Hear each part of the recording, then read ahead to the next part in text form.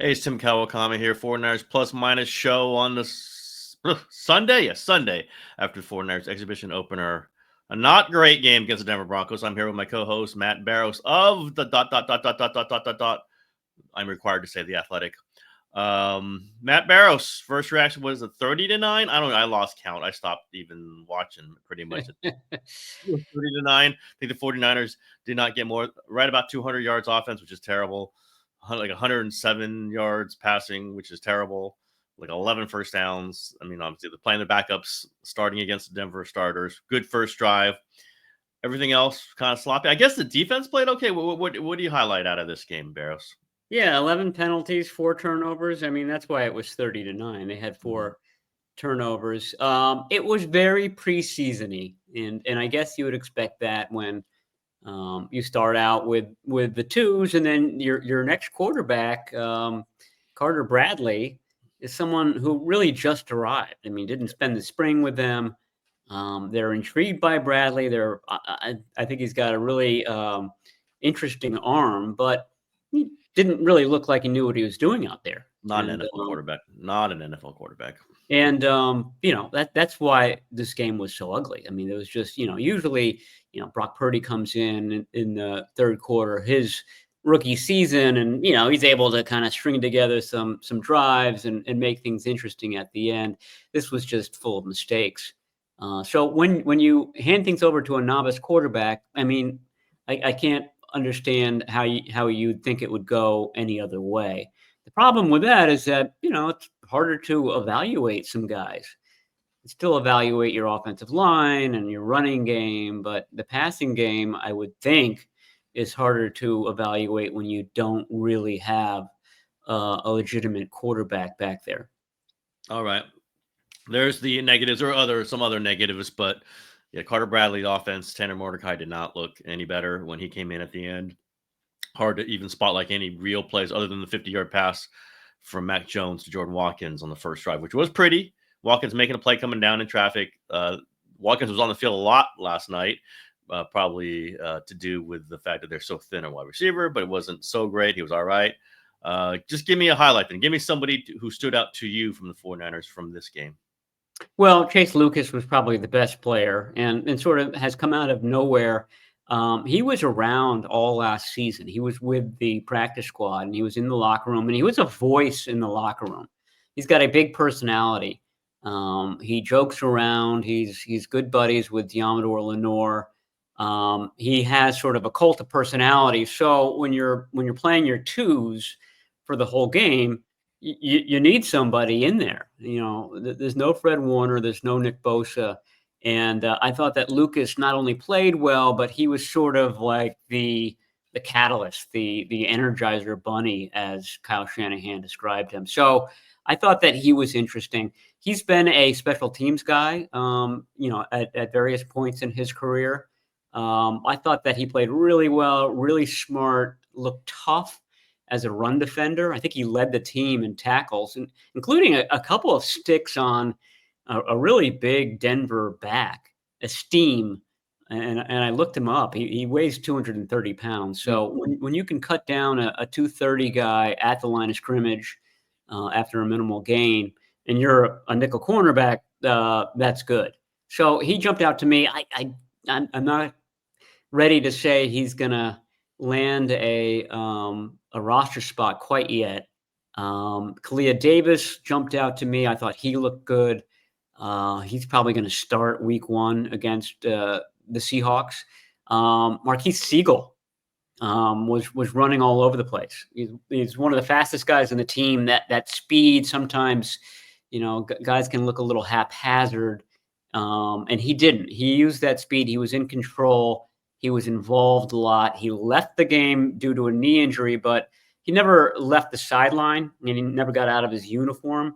And I saw him walking off the field, and it didn't seem as if he was addled too much. And Kyle Shanahan said he thought it might be a knee bruise. So he could come back in, but that makes things interesting at safety, because I think Jason Pinnock, who started the game, has pretty much nailed down one of the spots, and they're looking for the second safety. and neither Richie Grant nor Jair Brown is really kind of leaping forward to seize that starting position. And if Siegel continues to ascend, he could be another rookie along with Upton Stout, who's playing a lot of snaps, maybe even starting early in the season. Yeah, I kind of want to go big picture. You talked a lot about the secondary there. I'll just note that Upton Stout asked about it after White didn't play.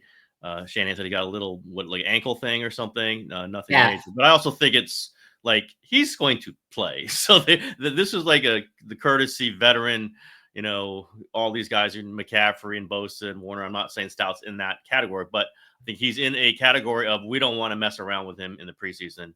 Let's save the live bullets for when he's going to play, because he's going to, nickel corner is essentially a starting job, so he's a starter. And in my mind, it feels like that thing's already largely been decided. Also, I love watching the special teams in the preseason. To give you a hint about this, and Trey Brown's all over the special teams. Trey Brown would not be all over the special teams in the preseason if they were looking at him to be a starting cornerback. That's just a fact. So I think we're seeing that. I think we're seeing Robert Saleh doing some stuff with his. I think we've seen it in camp. We're not going to give the details of it, or else we'll get yelled at. But we're definitely seeing more stuff coming from the back, right? You're seeing blitzes coming through. They're coming through clean in practice. And Chase Lucas came through absolutely wide clean on that play near the end zone, gets the intentional grounding for a safety in the end zone. And he almost blew contain. You know how I love when guys blow contain. He didn't almost blew contain, but then chased him down, forced a safety. I think Saleh is going to do some more stuff. I think Shanahan wants him to do some more stuff. And it's a way to generate free looks if guys are good at it. And I think they got some guys that they're looking at to see if they're good at it. And maybe Chase Lucas gets himself the backup nickel because of that. And then if you're the backup nickel, you're in the rotation. If other corner goes down, you're going to be playing. So I think that's very interesting, just for like a trend line of what we're going to see from the 49ers defense. And maybe that's a little bit different. I think it's trying to get some, their linebackers are not great blitzers. Fred Warner is a great player. He's not a great blitzer. He's solid, but he's not great. You'd rather have him in the middle coverage. I think getting it from a safety or a corner in some kind of solid hot read is going to be something that they're going to look to do. And I know Shanahan's kind of been wanting that. And then you might get blown up when you do it too, right? Obviously, the touchdown against the Vikings 2 years ago, and Steve Wilkes called that, and Kyle did not like that call. But that's something interesting. What did you think from Matt Jones? A significant amount of playing time. Does he look like a Bradford level of Sam Darnold? What am I saying? Sam Bradford, Sam Darnold level of backup, or is he still not quite there for like you could really feel comfortable giving him 3-4 games if Purdy has to miss him? Yeah, I mean, Sam Darnold is known for his arm, and I thought a couple of years ago he did a good job of pushing the ball down the field and kind of taking advantage of that arm, and I think Kyle Shanahan likes that. I don't think that Mac Jones' arm is in that category. I think it's fine. I think it's Brock Purdy level arm. He's smart with the ball. I know they threw an interception. Kyle Shanahan was very clear that was on the rookie receiver. Jordan Watkins ran the wrong route. You saw Mac Jones and Jordan Watkins talking to each other a couple of times. So I think that there was some rookie issues there. But he also threw the 50-yarder. It wasn't 50 yards in the air.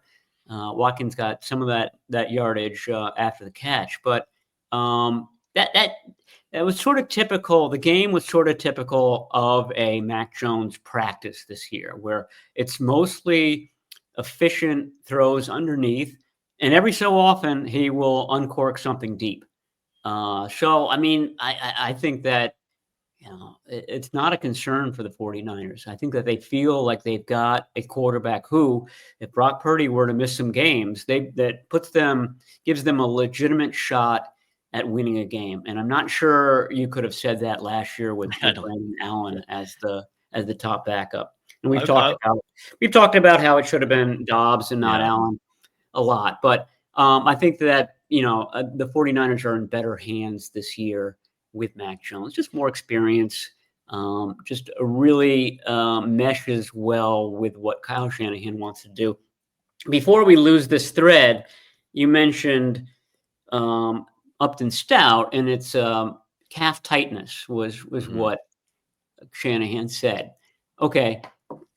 Calf seems to be whenever there's something weird going on with a player, calf is the injury that they use. It's like this nebulous, murky injury. Remember last year, CMC, Christian McCaffrey was Hmm. missing all sorts of practices and games with a calf injury. You know what? It turned out to be an Achilles injury, and Yep. it Yep. ended up being very serious. Jauan Jennings missing time with a calf injury in practice in training camp, while he also has a contract dispute going on. Upton Stout getting kind of a veteran game off, even though he's just a rookie because he's got a tight calf. Hey, I whenever I hear calf now, I'm gonna think, huh, that sounds Well, you know suspicious. what calf is? It's perfect because, and as someone who has suffered a pretty significant calf injury myself, as you know, as the world knows, it is both potentially very minor and potentially very serious because it leads to the Achilles, right? That's a huge injury. So it's harder to, like, if there's a calf tightness, it could go to an Achilles. It usually doesn't. But I think that's in Kevin Durant, calf injury, tears his Achilles. These are, it's a very dangerous kind of stepping stone condition, but it also happens to everybody. And I think the Upton Stout thing was likely he's going to be a starter. They don't want to say it. Again, I'm going to say starter as a nickel cornerback because your nickel cornerback, you're playing more downs than the strong side linebacker. So that's the interchange there. Most teams come out in three wides these days, certainly in the NFC West. So I'm considering Upton Stout if he's a nickel as a starting cornerback, starting three corners. Sure. I think that was something Shanahan didn't want to say was starter courtesy, but it essentially was. Jauan Jennings, so you bring it up. That's an interesting one. I asked Shanahan specifically after the game, since when he's been asked before, it's just a business decision by Jauan Jennings to kind of shut it down with a calf. And he said, "Oh, ask Jauan. We're not getting the chance to ask Jauan. It's clear we're not going to talk to Jauan until he returns to practice. It seems like to me. Certainly wasn't in the locker room when we're in there. Has not been provided to us, nor I'm sure will he be provided to us. This is just not the way the 49ers operate." Okay, so I asked Shanahan, so then if we're not going to be able to talk to Jauan, has he told you that this is business related? And Shanahan was very pointed. No, not at all. This is a calf injury that he's had before. He had it last year in the camp and missed a couple weeks and did not come back to the end of camp.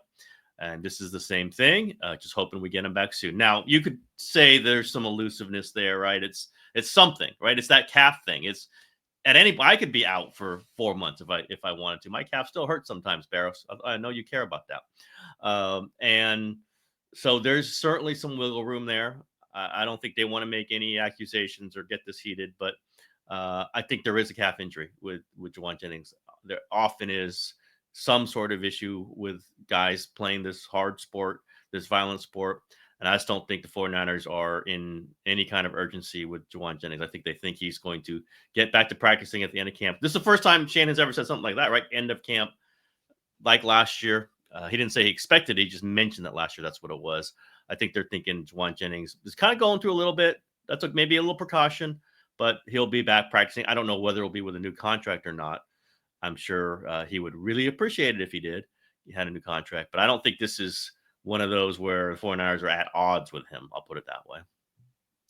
I think you would have bought into my calf conspiracy issue a little better if you hadn't had a calf injury yourself. Yeah, that's true. You're not really objective on this one.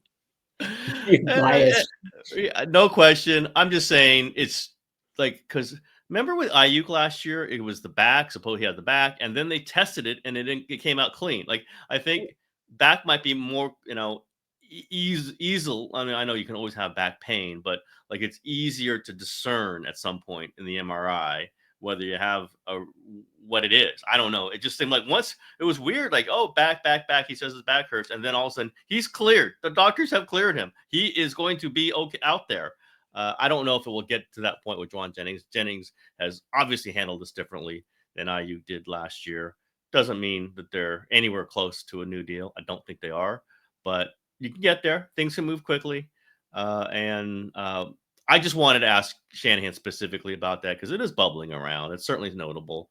And, He does not seem like he's going to be on a practice field too soon. Maybe he will this week. I don't know. But I just am curious. And they need him. They need him for sure, at least until Ayuk gets back. And they're probably going to need him once, even after Ayuk gets back.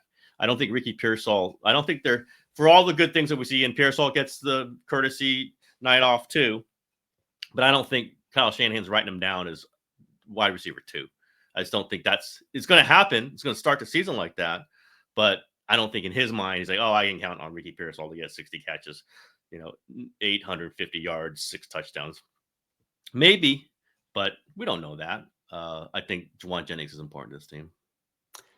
Demarcus Robinson did not get the vet treatment. Yeah. He played. I think that has everything to do with the fact that the 49ers don't think that he's going to be available to start the season due to suspension. So he's going to get all the play time he can get in August because he might not be playing a lot in September. So the starters at wideout were Jordan Watkins, the rookie, and Demarcus Robinson, and both of them played well. I think that, Watkins obviously had an up and down game, but the fact that he started, the fact that he had the biggest play of the game, these are all really good signs. And, we've been talking about this. He could be the number 3 guy, probably number 3 or number 4 on September 7. Some perhaps positive news. I thought this would happen later, but Kyle Shanahan said Saturday that today, Sunday, Renardo Green and Jacob Cowing, 2 hamstring guys, would have a workout that would determine whether they could come back and practice this week. So if all goes well, you could see Jacob Cowing on the field this week and, perhaps in Henderson, Nevada, and in Las Vegas for the game, in which case, okay, now he's got a shot to A, be the punt returner, and B, be, one of the receivers in the rotation in Seattle. The issue, though, is that when you play more than half the game with 2 quarterbacks who aren't any good, is that it's really hard to evaluate any other wide receivers in this game. And that's a position that the team needs to evaluate. And they'll say, oh, well, we can watch practice and we have a really good idea from practice. But, this was another opportunity and really hard to come away with any evaluation of Russell Gage or of Tariq Owens or Robbie Chosen, et cetera, when, it's not an NFL caliber quarterback throwing the ball. Yeah, no question about that. It's going to be practice. They're going to be chewing over that practice film. I did ask Shanahan, last year you canceled because you didn't have enough healthy bodies. Do you definitely have enough healthy bodies? They got through the one joint practice with Denver. Do you have enough healthy bodies to go to Vegas? Because I was wondering, it's getting close. And Shanahan sure indicated it was close, but they think given some, we haven't heard from Shanahan. I guess he's talking today. I don't know when he's talking again. I don't think he is. He isn't. Okay, so we're not going to get blown on anything changing after we not record this. But I think they're just kind of crossing their fingers that nobody else surprisingly came up with a problem from that game, and then they're going to play the joint practice, and then obviously they're definitely playing the game in Vegas. But I think there were 3 or 4 injuries away, Barrows. I started looking at it. Like, what running back was going to be in a joint practice and then be able to play in a game? There was Keyshawn Vaughn, who they just signed, Patrick Taylor, who they probably do not want to bang up anymore. Right now, they're getting pretty low here. Yeah. I think Patrick Taylor might get the courtesy to sit down on Saturday at least. Maybe he'll practice on Thursday. And then because Garendo's out for a while longer. Jauan James is out for a while longer. We know they're not going to put McCaffrey out there. Running backs are coming up pretty short. I'm waiting for the Jeff Wilson Jr. signing, Barrows, because we had the Amir Abdullah injury, right? I was telling you at the game before the injury and the fumble, I think he's going to start a game for the 49ers this season. Now, if he's hurt, I would gave Amir Abdullah the kiss of death. Yeah, wait till he hears about this. It just, you get to your 4th running back. The 49ers always get to the 4th running back, and they're already to the 3rd running back. So this is, and that's obviously with McCaffrey sitting. But again, I don't think anyone can write him down in ink for 17 games, nor probably should he play 17 games. They're going to be thin there. I think Jeff Wilson Jr. or someone else is going to play in Saturday's game just the way Keyshawn Vaughn played in this game. It just happens to running backs that way. And I will not say the name that 49er fans get very mad at me recently for mentioning, but you could be deeper, with a veteran running back who rarely gets hurt and carried the ball a lot. But I will not mention his name because 49er fans get really mad at me. Is it Raheem Mostert? It's not Raheem Mostert. He's on the Raiders. Believe me, I was checking out former 49er running backs on the internet last night, see who's out there. He's on the Raiders. I didn't even know that. Jeff Wilson Jr. is out there. And geez, I think Jordan Mason is on another team. I don't, just seems to strike me that way. Are you beginning to get concerned for their running back situation here, Barrows? They're thin at running back. The silver lining, and I think I mentioned this with Garendo the last time we spoke, is that it's an upper body injury, and so I just don't anticipate the long revamp or the long rehab that a lower body injury brings with it, because you can't run when you have a lower body injury, and you fall out of shape and conditioning, and then it leads to another injury. I don't anticipate that with Garendo's shoulder or Jordan James' finger. So I think that when they are ready to come back in, I don't want to say they'll look as good as they did immediately, but it won't take as long to be back up and running. The other spots where they're really thin are defensive end now. Shanahan kind of slipped in that Robert Beal, who actually had a nice game coming off a nice practice against the Broncos, had a groin injury. Sam Okwanu has a groin injury. Michael Williams has a knee injury. And they're not going to play Nick Bosa on Saturday in Las Vegas either. So that's a very, very thin position. I'm not sure they would have wanted to play Bryce Huff yesterday, for example. They did. They had to. I mean, they didn't have any other defensive end. So that, and then safety is now sort of a big question mark. I don't think Siegel's injury is very serious. Richie Grant will be out a week or so he's going to miss all the Raiders stuff. And then Jair Brown has an ankle injury. He had off-season surgery on the ankle, and flare-up was the phrase that Shanahan used for why he hasn't been practicing recently. Didn't play in the game either. So he might be back this week. It might be something that comes and goes.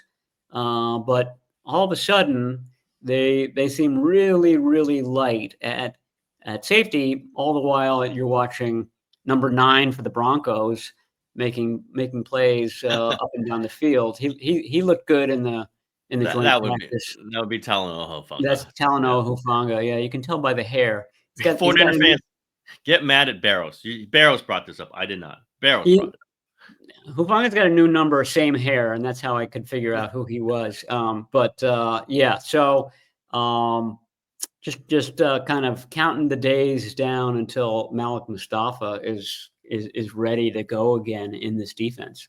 All right, let's just tick through some of the rookies. I think people are always fascinated by that. They do play, or if they're healthy, they play. Let's just real quickly, Michael Williams, first round pick, did not play. Knee injury, may be back after the Raider game, I think is maybe what they're looking for. Second round pick, Alfred Collins. What did you think of him? Got a lot of snaps in the first half. Yeah, he's gotten better. I think there's a good comparison with Siegel. Siegel missed the spring too, and Kyle Shanahan said at the podium last night that Siegel's a guy who missed the spring, and then wasn't really showing up early in training camp, but has recently. So with these guys who missed the spring, there's going to be a point where the light comes on and they start playing to their potential, and that started to happen with Siegel. I mentioned in the podcast previously that he started to get first team snaps last week, and so I think you're starting to see that with Alfred Collins as well. Played better. He wasn't fantastic in this game. Didn't jump out in any way, but I think he's heading in the right direction. Yeah, I talked to him after the game. Very quiet guy, very sticks to basics. That's okay. Very amiable about answering. Just want to get better. Didn't think it was his best game. he's going to have a tough time really anchoring in the middle. He's got those long legs. He's so tall. He obviously can use his height to great advantage, but I also think, almost like skinny. He's not a skinny dude, but he looks skinny on the NFL field at that height. The angles are going to be tough for him. The double teams on blocking stuff, it's going to be tough for him. But you see the ability. You see that he's a hard worker. He's healthy after missing, as you mentioned, the OTAs. Was interested in watching him. All right. What CJ West was the next pick? I'm not going to do this. Nick Martin was the next. Nick Martin. Okay, let's go Nick Martin. He's great. He was a little bit all over the place. He played a lot. His speed and his athleticism showed up. I thought he looked. This is what I wrote about in The Athletic. I thought he looked a lot like previous years' versions of D. Winters. You have all that speed, but you just don't know where you're going at this point, or you overrun a play and then the running back cuts back and you can't make the tackle. We saw D. Winters doing that as recently as last preseason. And now D. Winters looks like the second coming of Ray Lewis out there. I'm exaggerating a little bit. I'm exaggerating a little bit. If I had said that on the game, they would have made a headline on Twitter that Matt Barrows says D. Winters is the new Ray Lewis. But I mean, just like Alfred Collins, you see the raw ability out there, and you think, okay, this guy is going to be something in the future. He's got some issues to take care of, however. Yeah, I think he's going to be a special teams guy. Like, you want to see him kind of pop on the special teams because of the speed, and kind of just work his way into becoming an every down linebacker. Maybe, obviously, injuries could jump him in there, but definitely D. Winters just is blowing him off the page as a starting will linebacker. Okay, CJ West. I talked to him. Fans are going to love him. Really bubbly guy, smart guy. He is kind of he's the yin and the yang to him and Collins. Collins is tall and quiet, and CJ West is the fire plug and really, really Garrett, just likes talking, colorful. But he did not get the push that he's gotten in practice. Clearly did not. Now he's gone up against the first team mainly. These are really good players. It's a really good first team Denver offensive line. But even going against the second team later in the half, there wasn't movement. In fact, if anything, I think he and Collins were getting moved. But that happens. It's your first year. They're figuring stuff out. I think the talent is there. I mean, he's going to play more than Collins, I think, right off the bat. I think he's right in the rotation with Kalia Davis and who was the other one? Your guy, Evan Anderson. Yeah, Evan Anderson. There's going to be rotation. But I think it was just interesting to see them deal with NFL blocking, NFL lights, NFL uniform, and it wasn't like practice. But you don't expect it to be like practice. What are your thoughts on CJ West? Yeah, I agree with you. I know people hate it when we agree, but it was the same thing. He's been really good in one-on-one pass block drills, and maybe we've overhyped him because of that. Hasn't been quite as prominent in the team stuff, although he did have, you and I watched him get a sack. I think it was against Ben Powers, the left guard, in the scrimmage the other day.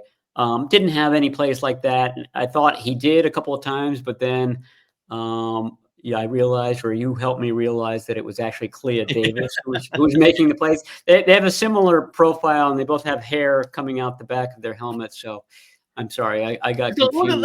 CJ West, I go, I think that was 93. I think that was so yeah, but Kalia Davis did pop out, and probably is the front runner to start in Seattle. I think it'll be probably Kalia Davis and Jordan Elliott as the starters. I don't know how much rotating they'll do, but I think that both of those rookies will be in that next wave of rotation once the season begins. We've talked about Watkins. I think he does stuff that's going to piss off Shanahan. And we know Kyle really coaches rookie receivers, very young receivers, really tightly. But the talent is there. Like you can pop off a 50-yard catch against a first-team Denver defense, against those corners. It wasn't Patrick Surtain, but it was still a starting nickel cornerback in the NFL on a very good defense. You're going to do stuff. It's just can Kyle get himself to accept the mistakes, because the mistakes are coming, or can Watkins just figure out not and learn and not do those mistakes? It's going to be a tough one because he's already done more than a lot of their other rookie receivers have done in preseason. Pearsall did not play in the preseason, obviously. Ronnie Bell was somebody that they grabbed hold to, and I never understood. Didn't really do anything in preseasons. Same thing with Jacob Cowing, here and there, but not a 50-yard catch. You just didn't see that. So against the first team defense. So we'll see with him. I don't know if you have anything to add to him. We talked about Siegel a lot. Stout did not play. So I don't know if there are any other draft picks. Anybody else you want to? I guess Sebastian Valdez not a draft pick, but comes out with, plays in the second half, defensive tackle, undrafted, and he gets 4 tackles, which is obviously way more than West and Collins, who combined to how many tackles did they have combined? What was their stat? Zero. They did not show up on the stats. They did not. And they weren't near the ball. Just again, it happens. But Valdez you saw 55 flying around out there again against second, third, fourth teamers, maybe. I think he makes his team, Barrows, right? I mean, especially given the health situation, that he's going to make the team as a depth guy. Because if they cut him and try to sneak him back on the practice squad, you show this tape, somebody's going to pick him up.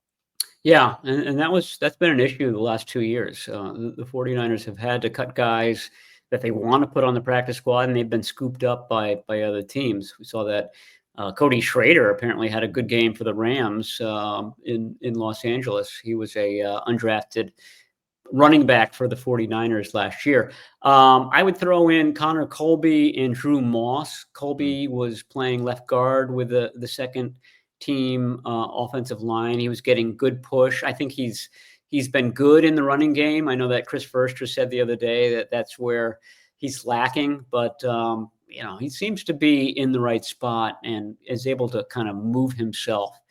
Has experience in that zone blocking scheme. And then Drew Moss, I think, is really interesting. I know that Chris Foerster is eyeing him as his center project for the future. Drake Nugent was getting all the third team snaps there against the Broncos, but Nugent is limited physically. He's a very short guy for an offensive lineman, short arms. You just look at Moss, and he's got wide shoulders. He's a big dude. He's a big guy, and Foerster likes his strength, and that's rare. Not rare at center, but usually at center, it's a smaller guy. He's maneuverable, but he's not great one-on-one, and gets overpowered. You see that sometimes with Jake Brendel. This is a more powerful guy, I think, than Foerster's had in a while. And the question is, can he master the mental side of center? There's a lot of demands on a 49er center, and is he light of foot enough, which is what Brendel is very good at. So I think that they did well. I got a question for you.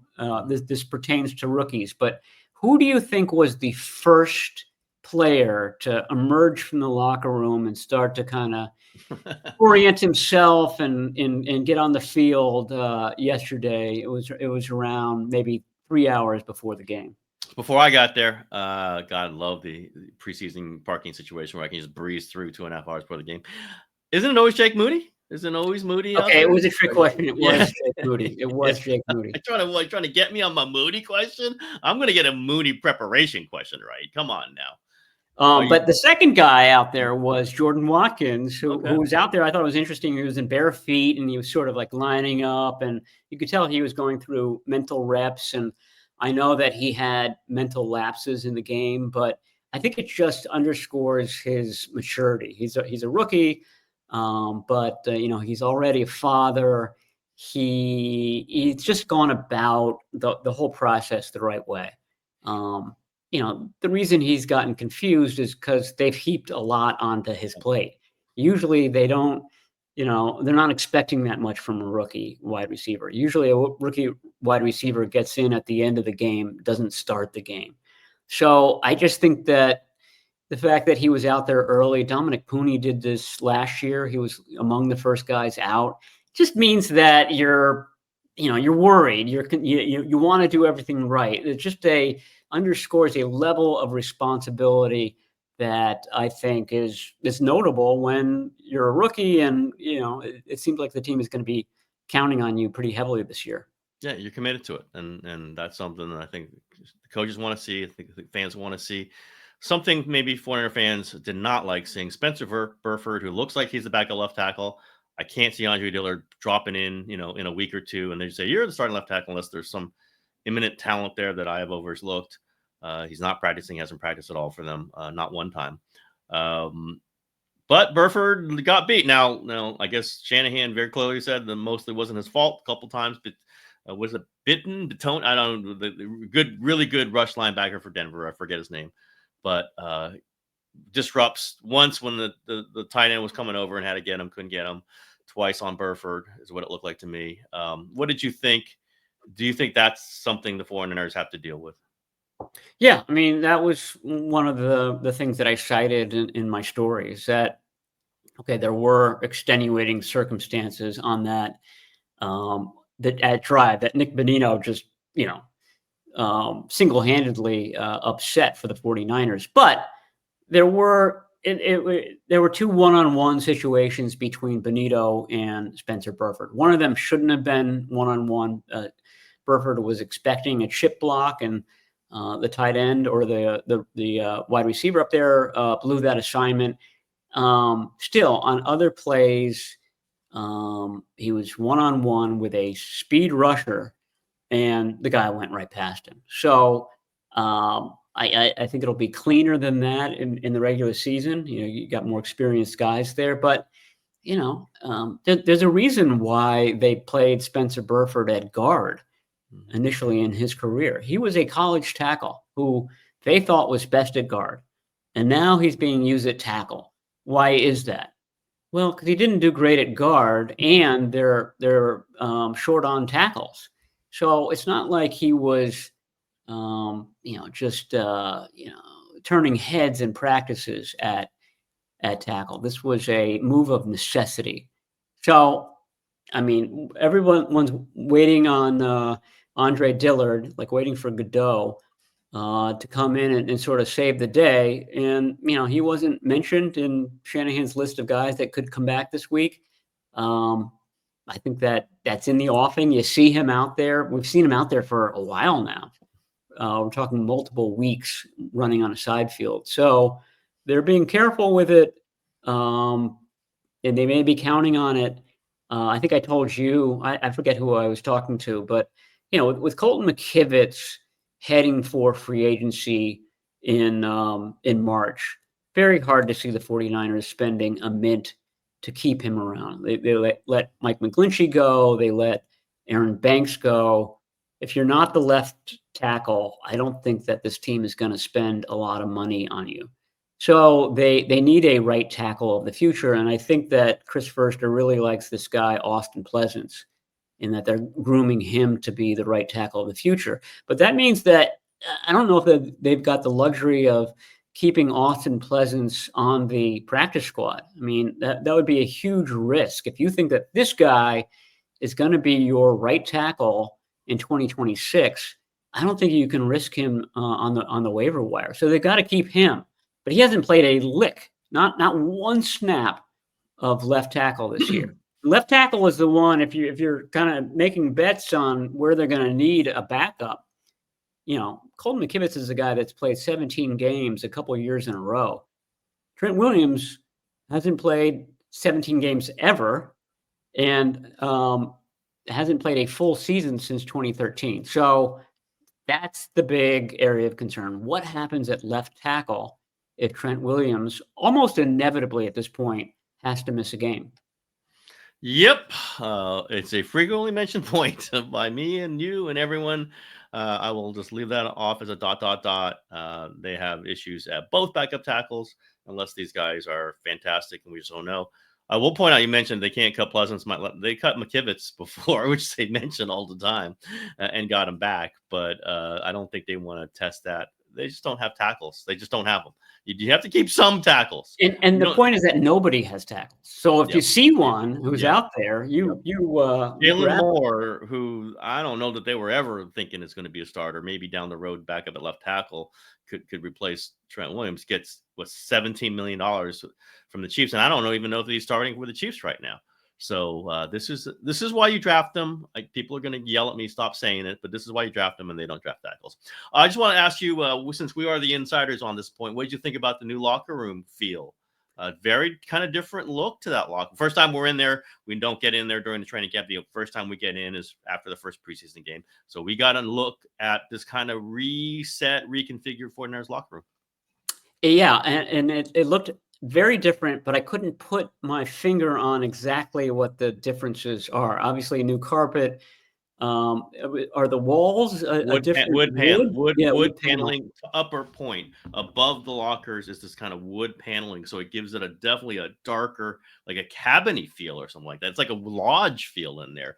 It's Yeah, more, it's kind yeah. of a denser, kind of quieter. It's not the gym, basketball, and they'll play basketball, I'm sure, but you didn't have that. You don't have that kind of loudness echoing. It's much kind of, in a lodge feel. I don't know if that's what they were going for, but it definitely feels different. And the carpet is darker, so everything's darker in there. Yeah, no, it definitely had a different feel to it. The issue for us, this is our first time in the locker room, so we don't know where everyone is situated. You don't know where CJ West is. You don't know where Jordan Watkins is. CJ West nailed a pretty good locker. You want to get one of the corner lockers if you're an NFL player, and CJ West landed one of those. I hope people told them on that side of the locker room that that's the basketball side. I Yep. wouldn't want to be down there because you have the risk of a basketball hitting you in the back of the head at any point of the day. So, yeah, I guess it's that north side of the locker room that is the hazardous side. They did put up the permanent, so they used to have these temporary lockers, which they basically use. They're not temporary, but they were clearly built temporary. Well, now they're permanent. So you have these permanent lockers kind of in the middle, which does, by the way, wall off Trent Williams from the basketball. So like he was sort of under fire there. It's like Trent Williams is going to be worried about balls flying at him. That pretty much is done. I guess they could hop over the temporary lockers, but he's got his little space in the middle there. Did notice that Mac Jones has the old Sam Darnold corner locker. That was the old McGlinchey one. That used to be DeForest Buckner, I think, was the first one in that far corner. Where Greenlaw was one of the tight ends, I think, right? I forget who was there in the Greenlaw spot next to Purdy, another famous little area there. It's kind of hard to absorb it all where everybody is. Alfred Collins on one corner, CJ West on another corner. They're on the Debo side where Debo used to be. We're just trying to soak in where everybody is, but it's definitely again, we've been in there when they're playing the basketball and it's loud and things are flying all over the place. It does not have that feel. Again, it will be that way much more so during the regular season, but it's not really set up for that right now. Like those lockers that they built, the new ones on that side are right underneath the basket. So they're going to be shooting baskets with guys dressing right. I don't think so. I think that basketball court, and of course, if I say it, that means they're going to be determined to do it. But I think that basketball thing might be really minimized. And you will not find many media people who are upset about that, since we had to duck those things, that ball flying all over the place. And I wasn't like, whatever. I don't think you want Trent Williams to have to duck the basketball. And Yeah, that or was that suffer a concussion. Yeah, that would be yeah, bad. it's like this is kind of stupid. I saw stupid. So maybe that's their way to try to get rid of the hoop's still up there. I just don't know that they're going to be shooting very much. Again, Brandon Ayuk, whoever could hear this and go, "What an idiot! We're going to be shooting like crazy. What are you talking about?" I don't know if they would have done all this while Debo was still there, because we do know Debo loved that. He loved that basket, and he was facing it from his locker, so he just shoot at his locker. He can't now from the Washington Commanders locker though. So Yeah, we'll have to ask the Commanders people whether they've got a hoop well, out there. Let's get Debo on the phone right now. We'll see. No, maybe not. All right, Barrows, you got anything else from this game? You will not be in Vegas for the practice or the game, nor will I. So we will have a kind of what we say, interpretive podcast this Yes. week. But they will definitely do something after the practice, whatever interpretations we get from that. We might be as close to the actual action as the people in Henderson. That's exactly why I decided not to. We went out there a couple of years ago, and it was ridiculous how far away we were, with not just 90 guys between us and the field, but 180 guys. Both teams were on the sideline between us and the action, it was stupid because there's a ton of space there. Space is not an issue in Henderson, but they put us in our place. Hey, we hate the media. We don't want you to see a practice that you're covering. Don't understand it You at got an all. opponent there. There's another team there. Like what? No. And so you will not be there. We'll do something around after that, and then we'll do something after the game, maybe Sunday morning after the Saturday game. We shall see. But just let you know, we'll not get Barrows' firsthand binocular accounts from the Thursday joint practice. Hey, you're lost, people. No Barrows, but should be crowdfunding to get Barrows back out there and tell I would have to get like a cherry picker that the electricians use. That plus binoculars would allow me to see what's going on. All right, Barrows. With that, we shall say goodbye for now. See you, everybody.